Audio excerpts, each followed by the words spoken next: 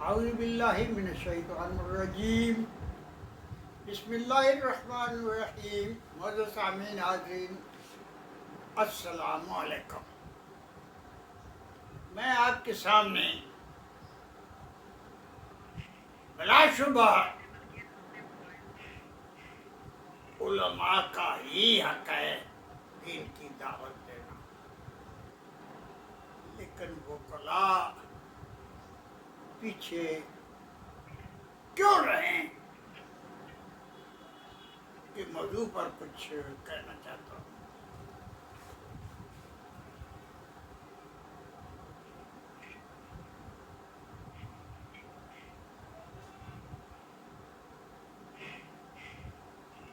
سچی بات یہ ہے، حالات کے بدلنے کے ساتھ اس کے ساتھ منسلک ضرورتیں اور تقاضے بدلتے ہیں، احکام بدل جاتے ہیں۔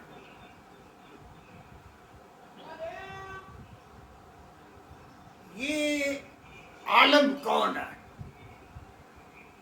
عالم دین کون ہے؟ یہ بہت مشکل سوال ہے۔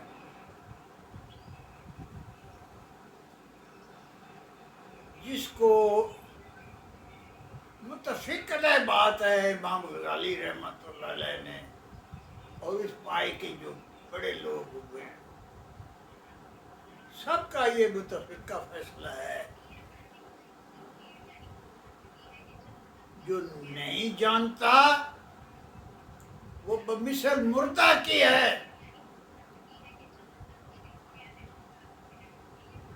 اور جو جانتا تو ہے لیکن عمل نہیں کرتا وہ بمثل سوئے ہوئے کے ہے۔ اور جو جانتا ہے اور عمل بھی کرتا ہے لیکن اس کی نیت خالص نہیں، غلط ہے، وہ بمثل گمراہ کی ہے۔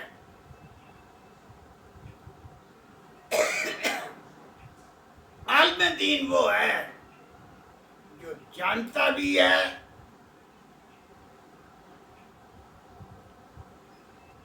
عمل بھی کرتا ہے اور اس کی نیت بھی صحیح ہے۔ لِمَ تَقُولُونَ وَمَا لَا تَعْلَمُونَ، تم وہ بات کیوں کہتے ہو جو کرتے نہیں؟ قول اور فعل میں تضاد تمہارے کیوں ہے؟ لیکن سچی بات یہ ہے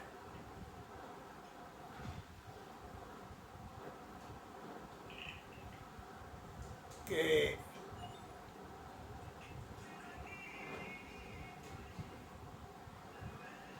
اگر تھوڑا سا غور کریں تو علماء معذور ہیں، علماء معذور ہیں،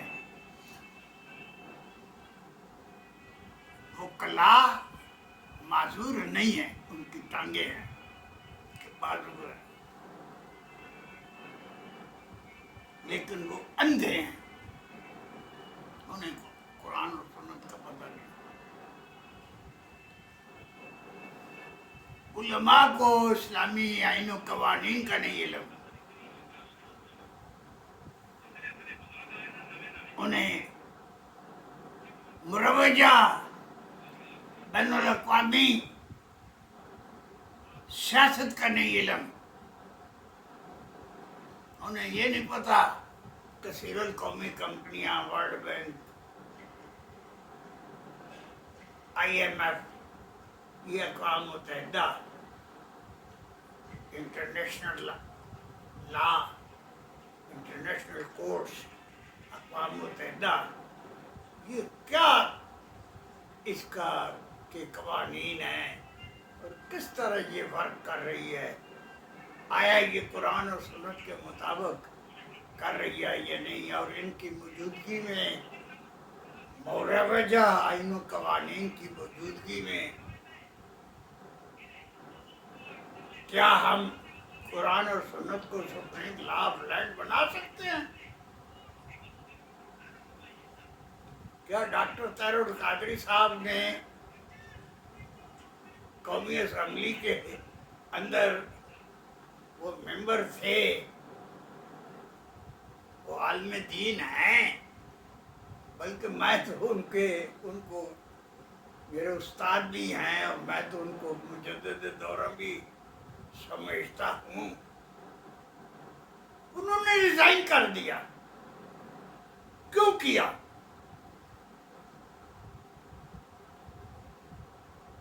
بلا شبہ ظاہری اور باطنی لحاظ سے انہوں نے اس لیے کیا کہ ان حالات میں اے عربی، یہ راستہ کعبہ کی طرف نہیں جاتا، یہ تو کمال اتاترک کے وقت کے ترکستان کی طرف جاتا ہے. آج کل کے طیب بردگان والے ترکستان کی طرف نہیں جاتا، بلکہ یہ وہ کمال اتاترک کے وقت کے مطابق اس ترکستان کا جو راستہ ہے یہ اس کی طرف جاتا ہے. حکیم الامت نے یہ بتایا. تو میں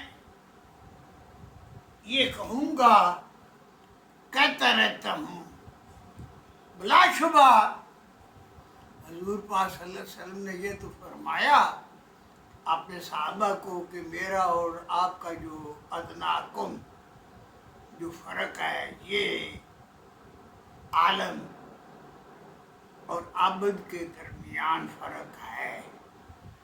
ایک عالم جو ہے اس کے لیے مچھلیاں پانی میں اور چونٹیاں بلوں میں اس کے درجات بلندی کے لیے ہر وقت دعا گو ہیں. العلماء مصابیح الارض و خلفاء الانبیاء و ورثتی و ورث الانبیاء. امام الانبیاء رحمۃ اللہ عالمین نے فرمایا کہ علماء زمین کے چراغ ہیں، انبیاء علیہ السلام کے نائب ہیں، میرے وارث ہیں، اور تمام انبیاء علیہ السلام کے وارث ہیں. لیکن وہ وارث جو ہیں انہیں اینک ڈال کر اور گیس لے کر دوپہر کو تلاش کرنا چاہیے کہ کوئی عالم میں دین ہے. اور حکیم الامت کے ایک پوری نظم ہے، ایک پوری نظم ہے. اس نے اپنے بیٹے جوید اقبال کو وہ نظم لکھی.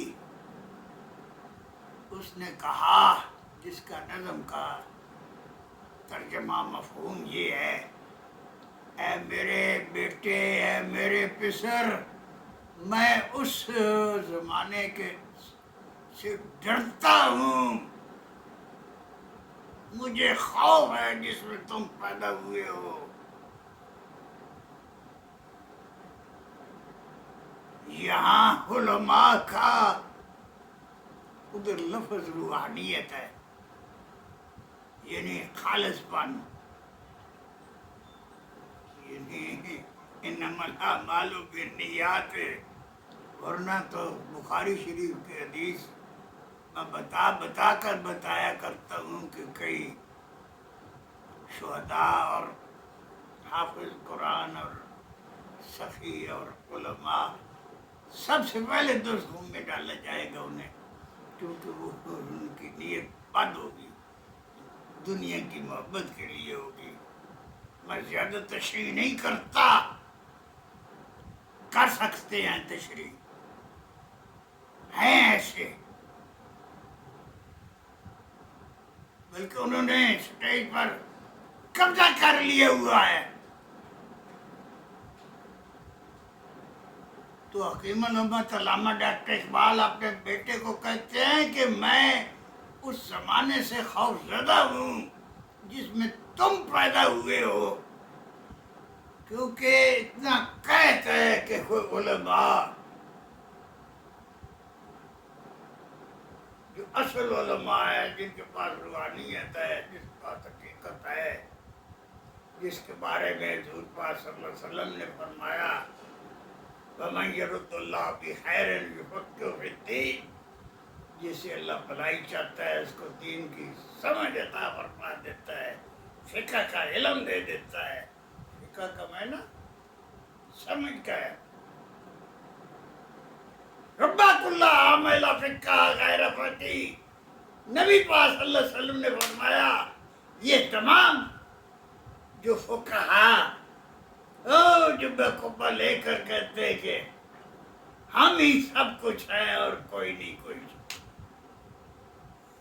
یہ فقیہ نہیں ہے، یہ سارے نہیں ہیں۔ ربک اللہ عامل فقہ غیر فقیہ، یہ تو اس گدھے کی مانند ہے جس پر کتابیں لادی ہوئی ہیں، ان کو علم ہے قرآن و سنت کا، لیکن وَمَن يَرُدُّ اللَّهَ بِخَيْرٍ يُفَقِّهُ فِي الدِّينِ، ان کے پاس علماء اقبال کہتے ہیں کہ تو اگر اے میرے پسر ڈھونڈتا ڈھونڈتا اس تک پہنچ بھی جائے، سامنے تمہارے ایک عالم دین بیٹھا ہوا ہو صحیح، جس کے پاس روحانیت ہو، جس کا تعلق اللہ تعالیٰ کے ساتھ ہو،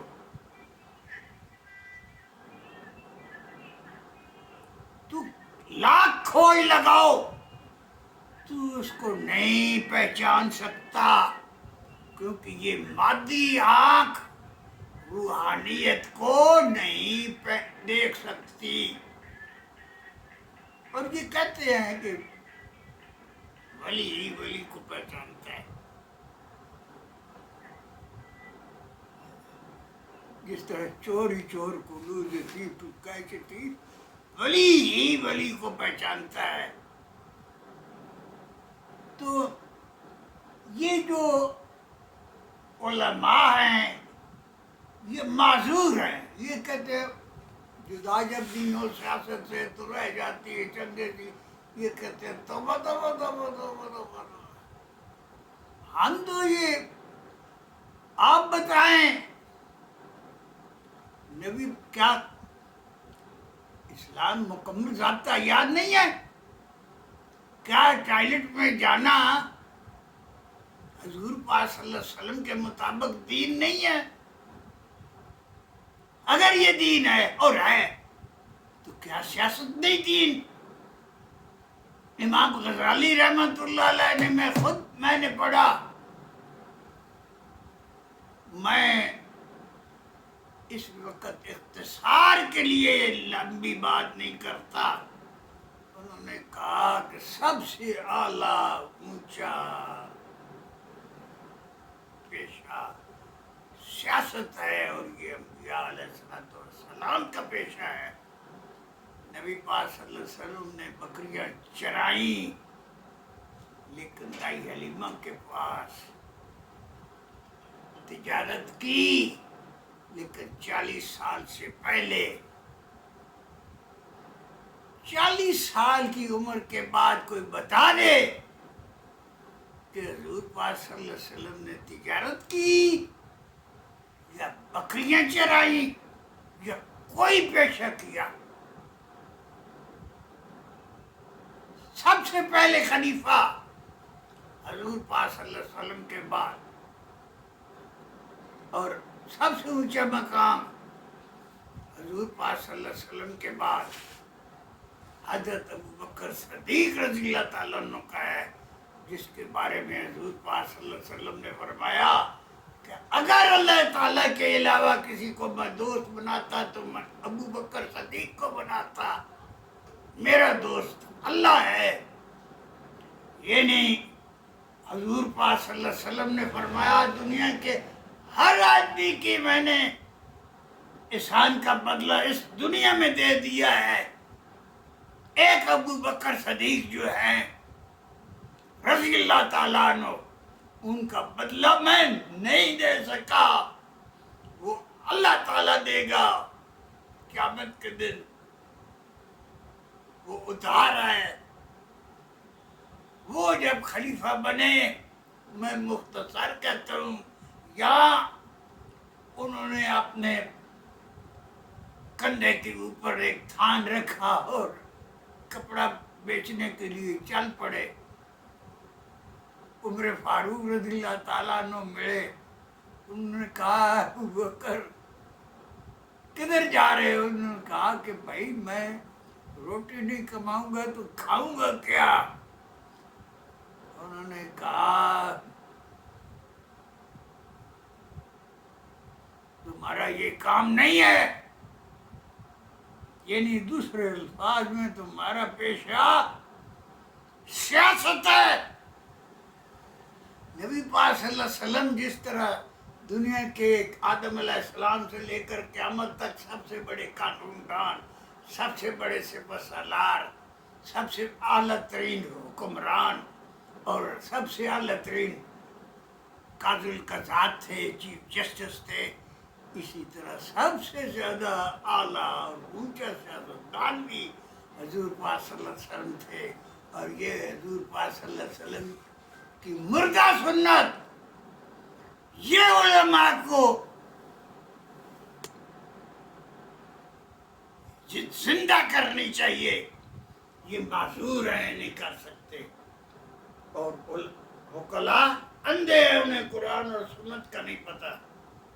یہ دونوں ملیں تو ایک مکمل آدمی بن جاتے ہیں. اس لیے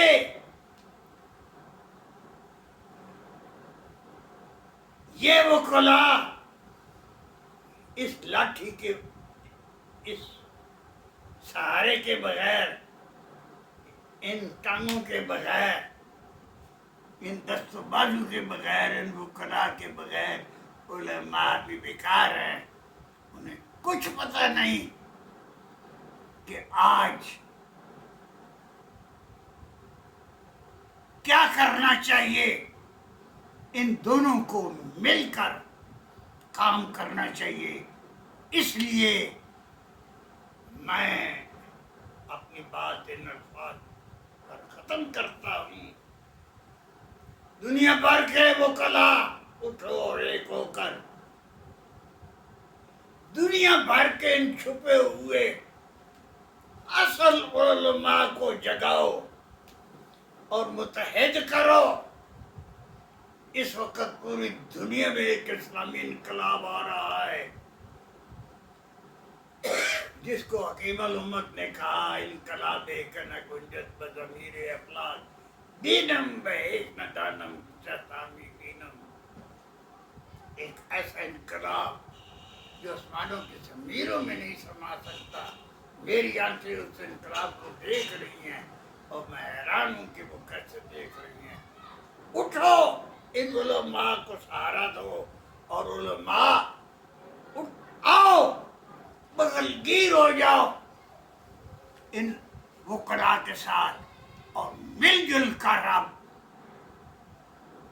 عصر نو جس طرح امام آیت اللہ خمینی نے حنفی، مالکی، شافعی، حنبلی اور جعفری کو ملا کر اسلامی فقہ بنانے کے لیے عبد الشلتوت وائس چانسلر جامعہ ازہر کی چیئرمین شپ میں کمیٹی قائم کی تاکہ اسلامی فقہ بنائی جائے. اور حکیم الامت نے کہا کہ اسلام کی عصر نو شناخت ہونی چاہیے. اس پر میں انشاءاللہ الگ کئی دفعہ بات کروں گا، کر چکا ہوں. اٹھو، ایک ہو جاؤ. دوبارہ خلافت منہاج النبوہ کا دور آنے والا ہے اور دنیا کے فیصلے پاکستان کی سرزمین سے ہوں گے. ہاں اور نہ پاکستان سے ہوگی. اقوام متحدہ ہر قدم رکھنے سے پہلے پاکستان سے پوچھے گی کہ میں رکھوں کہ نہ رکھوں. یہ وقت نہ آیا تو میرے مرشد تاجدار دارالاسلام فرماتے ہیں کہ میری قبر پر آ کر تھوک دینا. اللہ تعالیٰ ہمیں اس کار خیر میں زیادہ سے زیادہ حصہ لینے کی توفیق عطا فرمائے. وما علیہ الا البلاغ المبین. اجازت دیں. خدا حافظ. السلام علیکم.